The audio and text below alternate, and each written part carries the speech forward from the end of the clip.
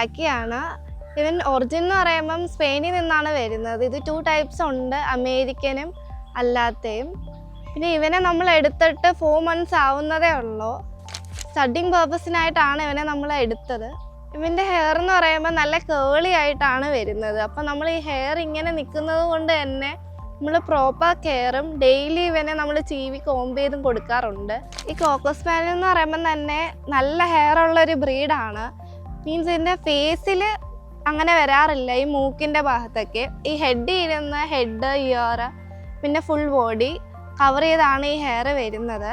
അതുകൊണ്ട് തന്നെ നമ്മൾ ഡെയിലി പ്രോപ്പർ കെയർ എടുത്ത് ഇതിനെ നമ്മൾ കോംബ് ചെയ്ത് കൊടുക്കണം. ഇല്ലെങ്കിൽ തന്നെ നല്ല രീതിയിൽ ഹെയർ ഷെഡ് ആവുകയും ഒരുമാതിരി കട്ട പിടിക്കുകയും ചെയ്യാറുണ്ട്. കോക്കോ സ്പാനിയൽ എന്ന് പറയുമ്പം തന്നെ 2 ടൈപ്സ് ഉണ്ട്, നേരത്തെ പറഞ്ഞ കണക്ക് തന്നെ.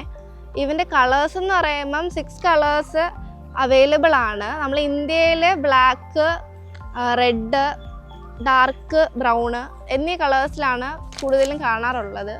ഇതിൻ്റെ ഭക്ഷണ രീതി എന്ന് പറയുമ്പം നമ്മൾ കൂടുതലും റോയൽ കാനിൻ നല്ല ഹെൽത്തി ആയിട്ടുള്ള ഫുഡ്സാണ് കൂടുതലും ഫീഡ് ചെയ്യാറുള്ളത്. ഇവന് നമ്മൾ രാവിലെയും വൈകുന്നേരമായിട്ട് 2 ടൈംസ് ആണ് ഫീഡ് ചെയ്യുന്നത്. പിന്നെ നമ്മൾ ഈ കോക്കോ സ്പാനിയൽ ഈ നെയിം വരാൻ കാരണം ഇതൊരു ഹണ്ട് ഡോഗ് ആയിരുന്നു സ്പെയിനിലെ. എന്നിട്ട് അവിടെ നിന്ന് ഈ നെയിം വന്നതാണ്. ഈ ഡോഗ് എന്ന് പറയുമ്പം ബേർഡ്സിനെ ഹണ്ട് ചെയ്യാൻ നല്ല രീതിയിൽ കഴിവുള്ള ആൾക്കാരാണ്. അല്ലാതെ നമ്മൾ ഹ്യൂമൻസ് ആയിട്ടെന്ന് വരുമ്പം നല്ല സ്നേഹമുള്ളവരും നല്ല രീതിയിൽ എനർജി ഉള്ളവരും ഗാർഡിങ് പേർപ്പസിന് നല്ലയും ആയിട്ടുള്ളൊരു ഡോഗാണ്. ഇതിൻ്റെ ലൈഫ് സ്പാൻ എന്ന് പറയുമ്പം ഒരു 10 to 12 years വരെ വരും. ഇവെന്ന് പറയുമ്പം നമ്മൾ വെജിറ്റേറിയൻ ഫുഡും കഴിക്കാറുണ്ട്, ഫ്രൂട്ട്സ് കഴിക്കും, അങ്ങനെ എല്ലാം കഴിക്കാറുണ്ട്. ഇവർക്ക് കൂടുതലും ഇത്തിരി തണുപ്പിനോടാണ് കൂടുതൽ ഇഷ്ടം. ഇവൻ നമ്മൾ ഇപ്പം ഇവിടെ സ്റ്റഡ് സർവീസിനായതുകൊണ്ടാണ് എടുത്തത്. പിന്നൊരു റെയർ ബ്രീഡ് ആയതുകൊണ്ട് പപ്പീസ് അത്ര അവൈലബിൾ ആയിട്ട് വരാറില്ല. ഈ സ്റ്റഡ് ചെയ്യാൻ നേരത്ത് നമ്മൾ അതിലെ ഒരു ക്വാളിറ്റി പപ്പീസ് എടുക്കാറുണ്ട്. ഇതിൻ്റെ പപ്പീസിൻ്റെ വില എന്ന് പറയുമ്പം കറക്റ്റ് ഒരു 15 തൊട്ട് ആണ് തുടങ്ങുന്നത്.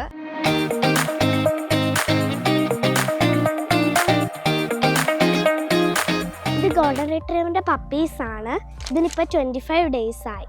ഇതിനിപ്പോൾ നമ്മൾ ഫീഡ് ചെയ്യുന്നതെന്ന് പറയുമ്പം മദർ മിൽക്കാണ് കൂടുതലും കൊടുക്കുന്നത്. അതല്ലാതെ ഇപ്പം 25 days ആയതുകൊണ്ട് തന്നെ നമ്മൾ സെർലാക്ക് ഫീഡ് ചെയ്യാൻ തുടങ്ങിയിട്ടുണ്ട്. കുറച്ചും കൂടെ ഡേയ്സ് കഴിയുമ്പം റോയൽ കാനിൻ നമ്മൾ ഫീഡ് ചെയ്യും. നമ്മൾ ഈ റോയൽ കാനിൻ ഫീഡ് ചെയ്യുമ്പോൾ നമുക്ക് ഇതിന് നല്ല ബോൺ സൈസും ഹെഡ് സൈസും ഒക്കെ കിട്ടാൻ വേണ്ടിയാണ് ഇതിന് കൂടുതലും റോയൽ കാനിൻ ഫീഡ് ചെയ്യുന്നത്. പിന്നെ നമ്മുടെ ഈ ഗോൾഡൻ റിട്രീവർ എന്ന് പറയുമ്പം തന്നെ ഗാർഡിങ്ങിന് ഗുഡാണ്.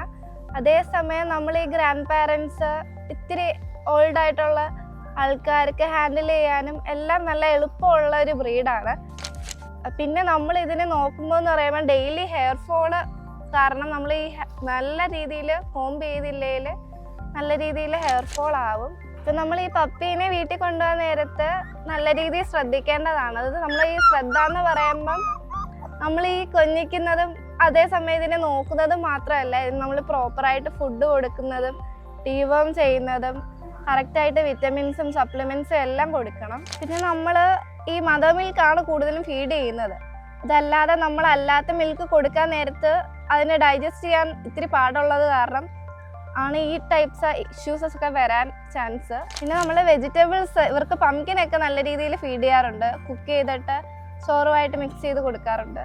പിന്നെ ഇവർക്ക് പെട്ടെന്ന് ട്രെയിൻ ചെയ്താലും നല്ല രീതിയിൽ പെട്ടെന്ന് മനസ്സിലാവും. അതുകൊണ്ട് തന്നെ നമുക്ക് ട്രെയിനിങ്ങിന് സൂട്ടാവുന്ന നല്ലൊരു ഡോഗാണ് ഇവർ.